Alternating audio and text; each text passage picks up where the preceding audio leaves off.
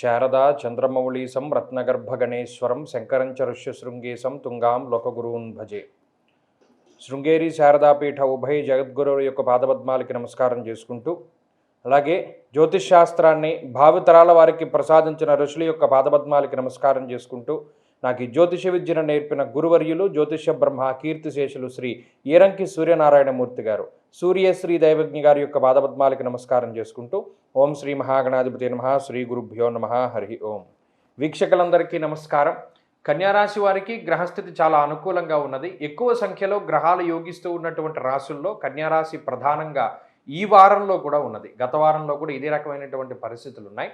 ప్రత్యేకించి లాభస్థానమందు రవిగ్రహం, గురుగ్రహం, బుధగ్రహం, జన్మరాశి ఎందు శుక్రగ్రహం, షష్ఠస్థానమందు శనేశ్వరుడు, చంద్రుడు, వెరసి ఈ గ్రహాలన్నీ కూడా అనుకూలంగా ఉండడం వల్ల ఆర్థిక పరిస్థితులు బాగుంటాయి. ముఖ్యంగా ఆదాయం కన్నా ఖర్చు తక్కువగా ఉంటుంది.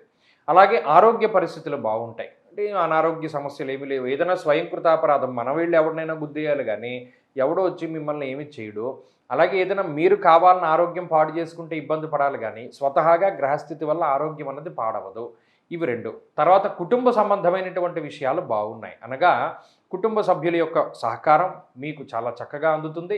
అలాగే మీరు కూడా వారికి సంబంధించినటువంటి విషయాల్లో అంతే ప్రాధాన్యతతోటి చక్కగా మెలుగుతూ ఉంటారు. కుటుంబానికి సంబంధించినటువంటి విషయాల్లో మీరు సమయాన్ని కేటాయించగలుగుతారు. వారితోటి సఖ్యత ఉంటుంది. అలాగే అటు మిత్రులు సన్నిహితులతోటి కాలాన్ని గడుపుతూ ఉంటారు. అలానే మీ మనసుకు నచ్చినటువంటి పనులు మీరు చేసుకోగలుగుతారు.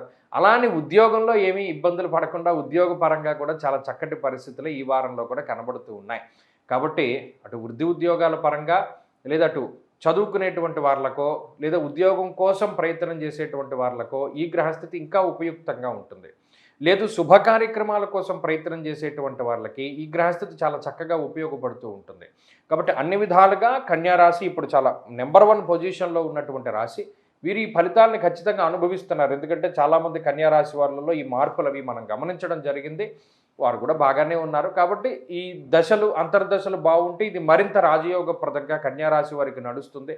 కాబట్టి ఇండివిజువల్ జాతకం కూడా ప్రధానము. తప్పితే గోచారంలో చాలా బాగుంది పరిస్థితి. ఈ వారంలో మరిన్ని శుభ ఫలితాల కోసం ప్రయత్నం చేయాలి, లేదా మరిన్ని శుభ ఫలితాలు పొందాలి అంటే ఈ రాశి వారు ఎక్కువగా అమ్మవారి యొక్క ఆరాధన చేస్తూ ఉండండి.